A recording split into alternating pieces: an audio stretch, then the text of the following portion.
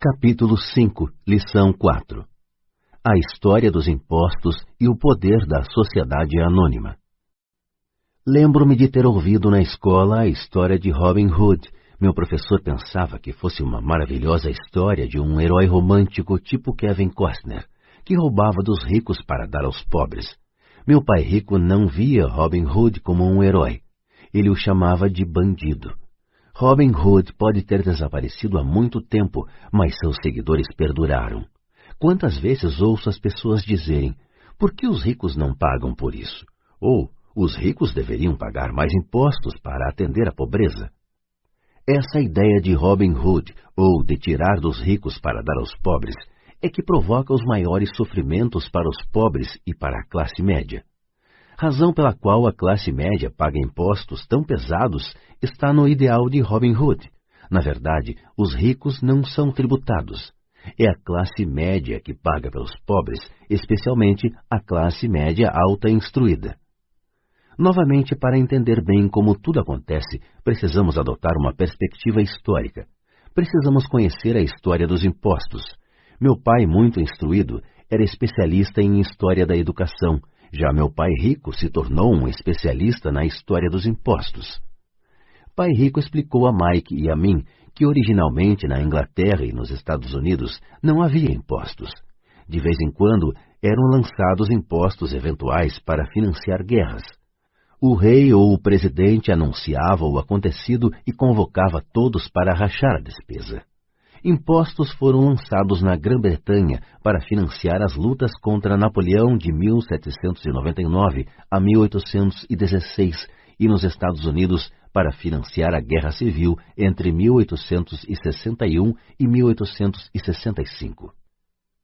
Em 1874, a Inglaterra instituiu um imposto de renda permanente para seus cidadãos. Em 1913, o imposto de renda se tornou permanente nos Estados Unidos, com a adoção da 16ª emenda à Constituição. Durante certo tempo, os americanos eram contrários aos impostos. Foi o excessivo imposto sobre o chá que levou ao famoso Tea Party no porto de Boston, um incidente que ajudou a desencadear a Guerra Revolucionária. Foram necessários cerca de 50 anos, tanto na Inglaterra quanto nos Estados Unidos, para se consolidar a ideia de um imposto de renda rotineiro. O que esses dados históricos não revelam é que, em ambos os casos, os impostos foram inicialmente lançados sobre os ricos. Era isso o que o pai rico queria que Mike e eu entendêssemos. Ele explicou que a ideia de impostos se tornou popular e foi aceita pela maioria, divulgando-se aos pobres e à classe média que os impostos estavam sendo criados para punir os ricos. Foi assim que as massas votaram a favor da lei e ela se tornou constitucionalmente legal. Embora fosse imaginada para punir os ricos, na realidade acabou punindo aquelas pessoas que votaram a seu favor, isto é, os pobres e a classe média. Quando o governo sentiu o gosto do dinheiro, seu apetite aumentou, disse pai rico. Seu pai e eu somos exatamente os opostos. Ele é um burocrata do governo, eu sou um capitalista. Quanto mais ele gasta e quanto mais gente ele contrata, maior será sua organização. No governo, quanto maior sua organização, mais ele será respeitado. Por outro lado, dentro de minha organização, quanto menos gente eu contratar, quanto menos eu gastar, mais respeito obterei de meus investidores. É por isso que não gosto de gente do governo. Eles têm objetivos diferentes daqueles da maioria dos homens de negócios. À medida que o governo cresce, mais e mais dólares saídos dos impostos serão necessários para sustentá-lo. Meu pai instruído acreditava sinceramente que o governo deveria ajudar as pessoas. Gostava de John F. Kennedy e especialmente da ideia do Corpo da Paz. Gostava tanto dessa ideia que ele e mamãe trabalharam para o Corpo da Paz, treinando voluntários para a Malásia, Tailândia e Filipinas. Ele sempre lutava por doações adicionais e aumentos no orçamento de modo que pudesse contratar mais gente, tanto no seu cargo no Departamento de Educação quanto no Corpo da Paz. Essa era sua função. Desde meus 10 anos de idade, ouvia meu pai rico dizer que os funcionários do governo eram um bando de ladrões preguiçosos e meu pai pobre falava que os ricos eram bandidos gananciosos, que deveriam ser obrigados a pagar mais impostos. Ambos os lados tinham argumentos válidos. Era difícil trabalhar para um dos maiores capitalistas da cidade e chegar à casa onde o pai era um destacado líder do governo. Não era fácil saber em quem acreditar. Contudo, quando você estuda a história dos impostos, aparece uma perspectiva interessante. Como já disse, a aprovação dos impostos só foi possível porque as massas acreditavam na teoria Robin Hood da economia, que era tirar dos ricos para distribuir aos demais. O problema é que o apetite do governo por dinheiro era tão grande que logo os impostos precisaram ser lançados sobre a classe média e daí ir descendo. Os ricos, por outro lado, viram nisso uma oportunidade. Eles não jogam pelas mesmas regras. Como já disse, os ricos já sabiam sobre as sociedades anônimas que se tornaram populares na época das navegações. Os ricos criaram a sociedade anônima como veículo para limitar o risco dos ativos a cada viagem. Os ricos colocavam seu dinheiro em uma sociedade anônima para financiar a viagem. A sociedade anônima então contratava uma tripulação para ir ao novo mundo em busca de tesouros. Se a embarcação se perdesse, a tripulação perdia a vida, mas a perda para os ricos se limitava apenas ao dinheiro investido em cada viagem. É o reconhecimento do poder da estrutura legal da sociedade anônima que dá aos ricos uma grande vantagem sobre os pobres e a classe média. Tendo dois pais a me ensinar, um socialista e outro capitalista, rapidamente percebi que a filosofia dos capitalistas tinha mais sentido financeiro para mim. Tinha a impressão de que os socialistas, em última análise, puniam a si próprios em decorrência de sua falta de instrução financeira. Não importa o que inventasse a turma do tire dos ricos, os ricos sempre encontravam uma forma de passá-la para trás. E desta forma, os impostos acabaram onerando a classe média.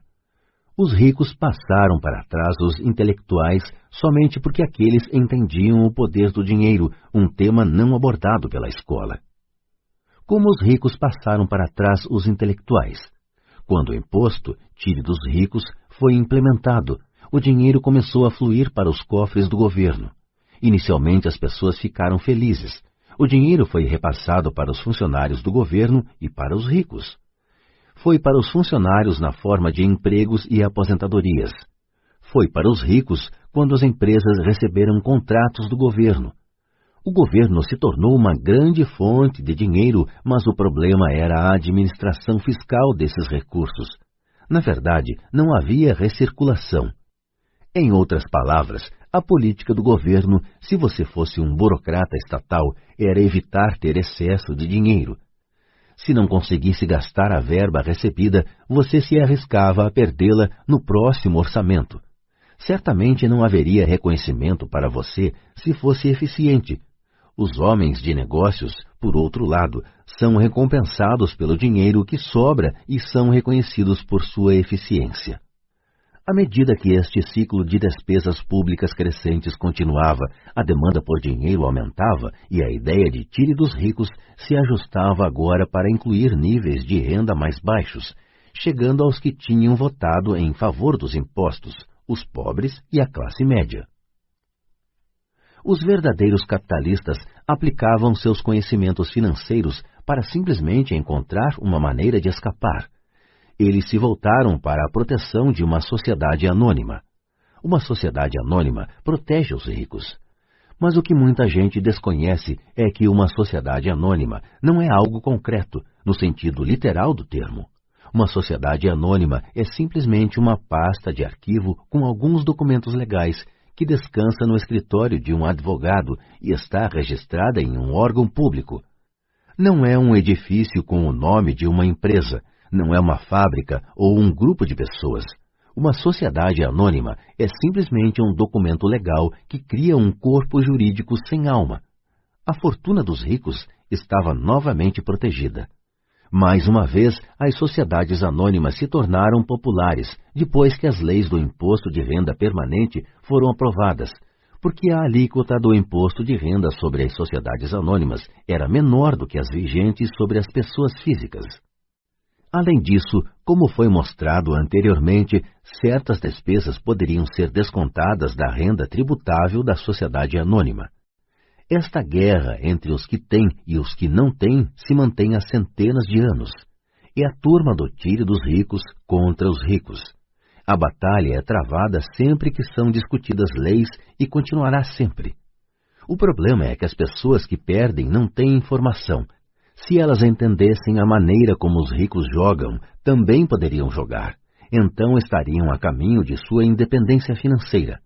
É por isso que me arrepio toda vez que ouço um pai aconselhar seu filho a estudar para poder conseguir um bom emprego seguro.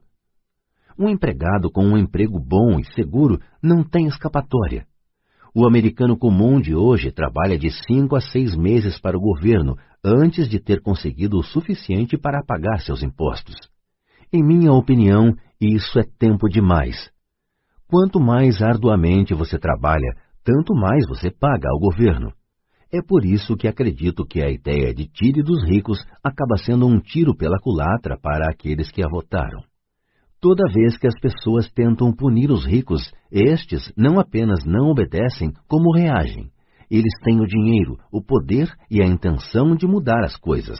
Não ficam sentados e pagam voluntariamente mais impostos. Ao contrário, buscam maneiras de minimizar sua carga tributária. Contratam advogados e contadores competentes e convencem os políticos a mudar as leis ou a criar artifícios legais. Eles têm os recursos para fazer mudanças. O Código Tributário dos Estados Unidos também oferece outras formas de elidir os impostos. Muitos desses instrumentos estão à disposição de qualquer um, mas são em geral os ricos que tiram proveito deles porque cuidam de seus negócios. Por exemplo, 1031 é um jargão para a seção 1031 do Código da Receita Federal que permite a um vendedor adiar o pagamento dos impostos sobre o ganho de capital resultante da venda de um imóvel se este for trocado por um imóvel mais caro. Se você continuar aumentando seu patrimônio mediante a troca de imóveis, seus ganhos não serão tributados enquanto você não liquidar a transação. As pessoas que não se beneficiam desta poupança de impostos permitida legalmente estão perdendo uma grande oportunidade de aumentar sua coluna de ativos. Os pobres e a classe média não têm os mesmos recursos. Eles ficam sentados e deixam que o governo espete em seus braços as agulhas para a doação de sangue. Atualmente fico chocado com o número de pessoas que pagam mais impostos ou aplicam menos deduções simplesmente porque têm medo do governo. E sei como um agente tributário do governo pode ser apavorante e intimidante. Tenho amigos cujos negócios foram fechados e destruídos, para só depois descobrirem que se tratava de um erro do governo. Eu percebi isso. Mas o preço de trabalhar de janeiro a meados de maio é um preço muito alto para essa intimidação. Meu pai pobre nunca se rebelou, nem meu pai rico.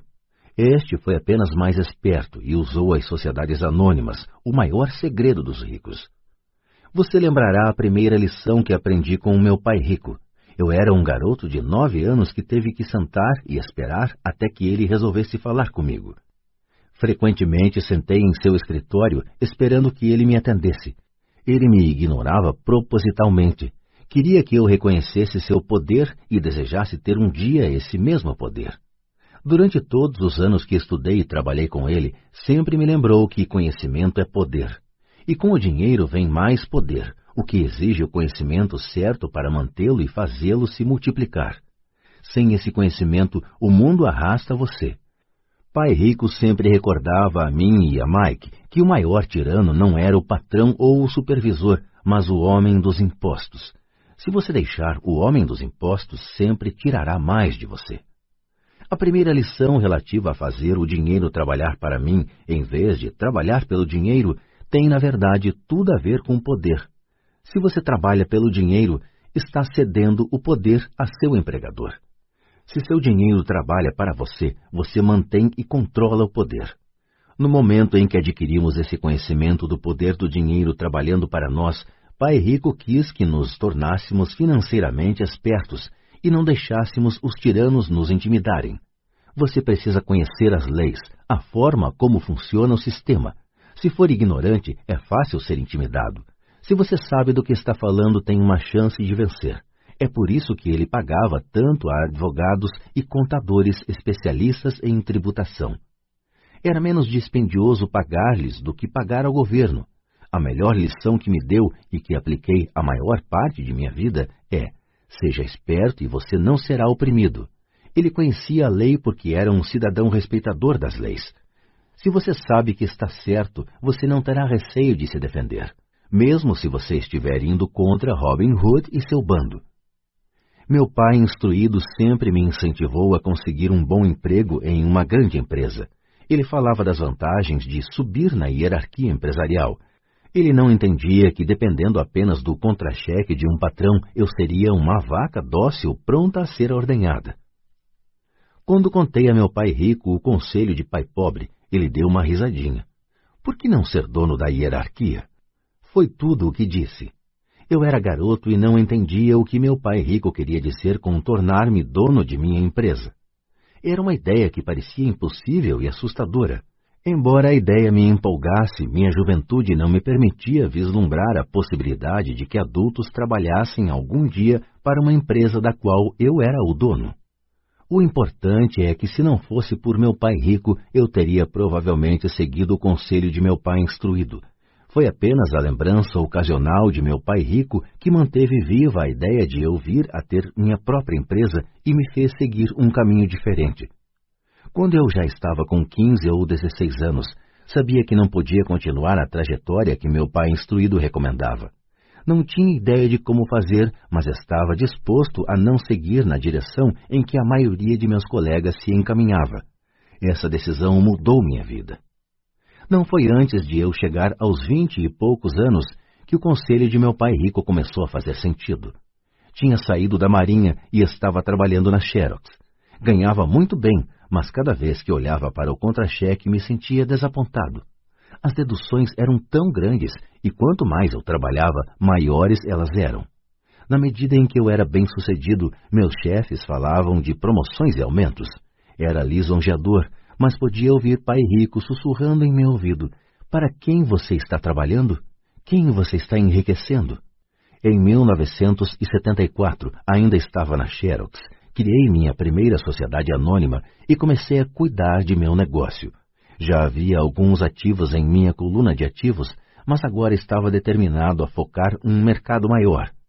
Esses contra-cheques cheios de deduções justificavam todos os conselhos que pai rico me dera ao longo dos anos.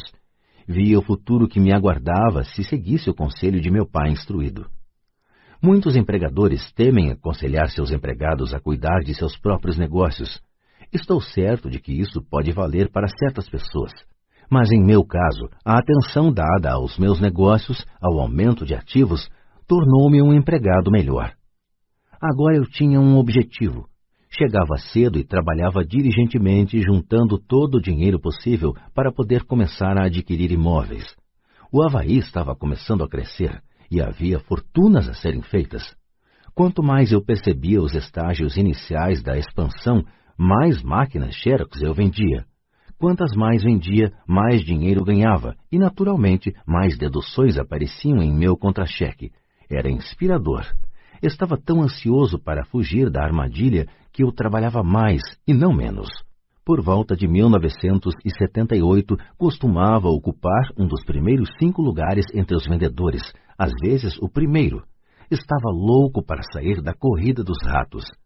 Em menos de 3 anos, eu estava faturando mais em minha pequena empresa, uma companhia imobiliária, do que na Xerox. E o dinheiro que ganhava na minha coluna de ativos, minha companhia imobiliária, era dinheiro que trabalhava para mim.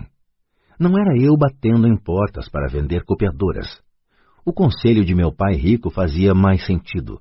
Logo, o fluxo de caixa de minhas propriedades permitiu que minha empresa comprasse meu primeiro Porsche. Meus colegas vendedores da Xerox pensavam que eu estava gastando minhas comissões. Não estava. Estava gastando minhas comissões em ativos. Meu dinheiro estava trabalhando arduamente para ganhar mais dinheiro. Cada dólar de minha coluna de ativos era um grande empregado dando duro para fazer mais empregados e comprando para o chefe um novo Porsche, a ser deduzido da renda tributável. Comecei a trabalhar mais para a Xerox. O plano estava funcionando e meu Porsche era a prova. Ao aplicar as lições de meu pai rico, eu, tão jovem, podia sair da proverbial corrida dos ratos, de ser empregado. E isso foi possível dados os sólidos conhecimentos financeiros adquiridos com estas lições. Sem esses conhecimentos que chamo de QI financeiro, meu caminho para a independência financeira teria sido muito mais difícil. Agora divido com outros, por meio de seminários, tudo o que aprendi. Sempre que faço minhas palestras, lembro aos ouvintes que o QI financeiro se compõe de 4 grandes áreas. Contabilidade. É o que chamo de alfabetização financeira, uma habilidade vital se você quer construir um império. Quanto mais dinheiro estiver sob sua responsabilidade, mais acuidade é exigida ou a casa desmorona. É o lado esquerdo do cérebro, ou os detalhes.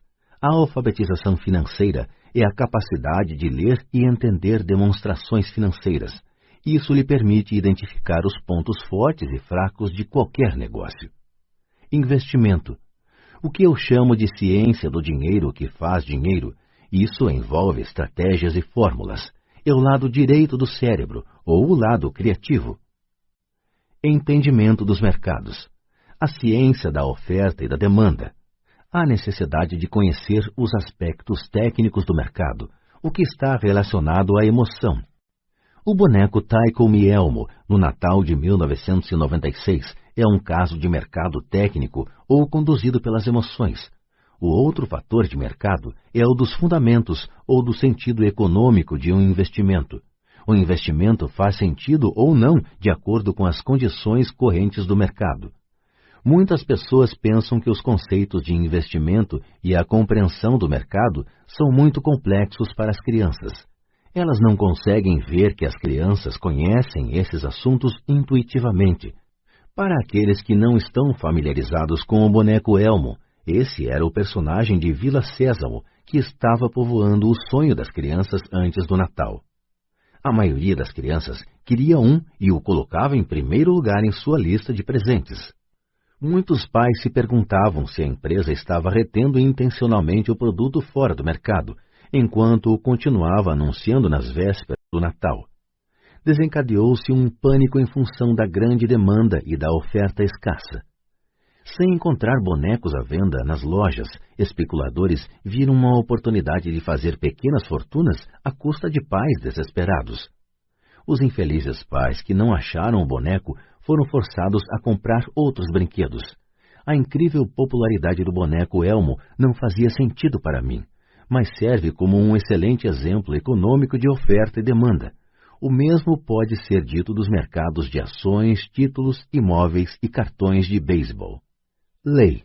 Por exemplo, utilizando uma sociedade anônima com os artifícios técnicos contábeis, o investimento e os mercados podem permitir um crescimento explosivo. Uma pessoa com o conhecimento das vantagens tributárias e a proteção oferecida por uma sociedade anônima pode enriquecer muito mais rapidamente do que alguém que é simples empregado ou proprietário único de uma empresa. É como a diferença entre andar e voar. A diferença é muito profunda quando se trata de riqueza a longo prazo. 1. Vantagens tributárias. Uma sociedade anônima pode fazer muitas coisas que a pessoa física não pode, como pagar despesas antes de pagar impostos. Isto é uma especialização muito empolgante, mas não necessária, a menos que você tenha grandes ativos ou uma empresa. Os empregados ganham e o imposto é descontado na fonte. Assim, eles têm que tentar sobreviver com o que sobra. Uma sociedade anônima fatura, gasta tudo o que pode e paga impostos sobre o que sobra. É uma das principais brechas tributárias de que se valem os ricos. É fácil constituí-las e não são dispendiosas se seus próprios investimentos geram um bom fluxo de caixa. Por exemplo, se você é dono de sua sociedade anônima, suas férias podem ser reuniões do conselho no Havaí. Prestações de carros, seguros, concertos são despesas da sociedade. A mensalidade da academia de ginástica é uma despesa da sociedade. A maioria das refeições em restaurante pode ser considerada como despesa, e assim por diante. Mas faça-o legalmente antes de pagar o imposto. 2. Proteção contra processos judiciais. Vivemos em uma sociedade litigiosa. Todos querem uma parte de seu dinheiro. Os ricos escondem boa parte de sua fortuna por meio de sociedades anônimas e fundos fiduciários para proteger seus ativos dos credores. Quando alguém processa uma pessoa rica, depara-se frequentemente com camadas de proteção legal e descobre finalmente que a pessoa rica não possui de fato nada. Os ricos controlam tudo, mas não possuem nada. Os pobres e a classe média tentam ser donos de tudo e o perdem para o governo ou para outros cidadãos que gostam de processar os ricos. Eles aprenderam com a história de Robin Hood: tire dos ricos, dê aos pobres. Não é o objetivo deste livro entrar nos detalhes da propriedade de uma sociedade anônima. Mas se você possui qualquer tipo de ativo legítimo, eu sugeriria que você pensasse o mais rápido possível em saber mais a respeito dos benefícios e da proteção oferecidos por uma sociedade anônima. Há muitos livros sobre o assunto que lhe mostrarão até os passos necessários para formar uma sociedade anônima. Um livro em especial, Think and Grow Rich, oferece conhecimentos importantes sobre o assunto. O QI financeiro é, na verdade, a sinergia de várias habilidades e talentos, mas eu diria que é uma combinação das 4 habilidades técnicas mencionadas anteriormente, o que constitui a inteligência financeira básica. Se você aspira a uma grande fortuna, é a combinação dessas habilidades que amplificará a sua inteligência financeira. Em resumo, os ricos com sociedades anônimas: 1. Ganham. 2. Gastam. 3. Pagam impostos. As pessoas que trabalham para empresas: 1. Ganham. 2. Pagam impostos. 3. Gastam. Como parte de sua estratégia financeira geral, recomendamos firmemente que você agrupe seus ativos sob o manto de uma sociedade anônima.